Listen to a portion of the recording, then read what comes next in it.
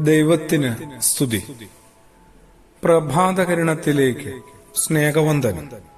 ഭാഗം 1613. ഇന്ന് മെയ് മാസം 31 തീയതി 152 ദിവസത്തിലെത്തി. അങ്ങനെ ആണ്ടിലെ 5 മാസത്തിന്റെ അവസാന ദിനത്തിലെത്തി.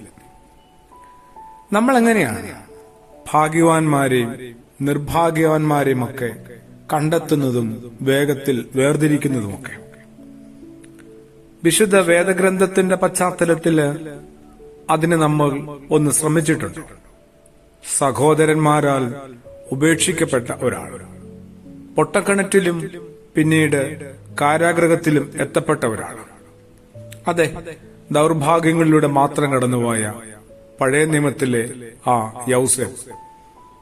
വീണ്ടുമുണ്ട് കേട്ടോ ചിലർ. ജനനത്തിൽ തന്നെ ഉപേക്ഷിക്കപ്പെട്ട മോശ, പിന്നീട് ആ ദേശത്തിന്റെ ജനതയുടെ വിമോചകനാവുന്നു. ഇനിയുമുണ്ട് മനുഷ്യരാൽ അന്നുവരെ ആരും പിന്നീടും നേരിട്ടിട്ടില്ലാത്ത വിധം യാതനകളും ദൗർഭാഗ്യങ്ങളും അനുഭവിച്ച ഇയ്യോബിന്റെ ജീവിതം. ഇവരുടെയൊക്കെ ശിഷ്ടജീവിതം ദൈവം മുമ്പത്തേതിനേക്കാൾ ധന്യമാക്കുന്നുണ്ട്, അല്ലേ?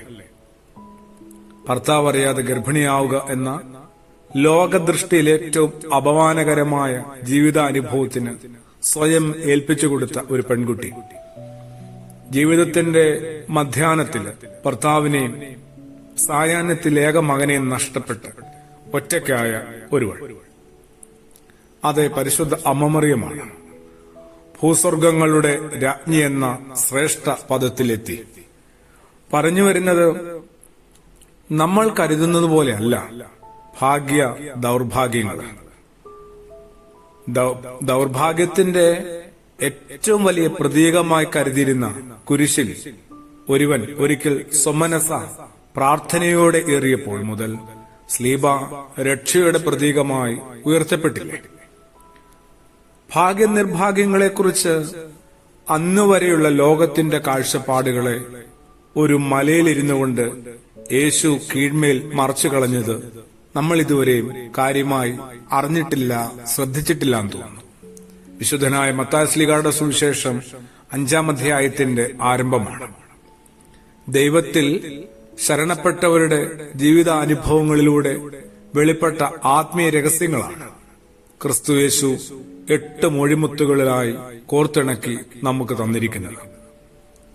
ലോകദൃഷ്ടിയിൽ കഷ്ടാനുഭവങ്ങളായ ദാരിദ്ര്യം, കണ്ണീര്, പീഡകൾ എന്നിവയൊക്കെ ഇനിമേലൊരു വിശ്വാസിക്ക് ആശ്വസിക്കുവാനും ആനന്ദിക്കുവാനുമുള്ള സൗഭാഗ്യ നിമിഷങ്ങളായി മാറുന്നു.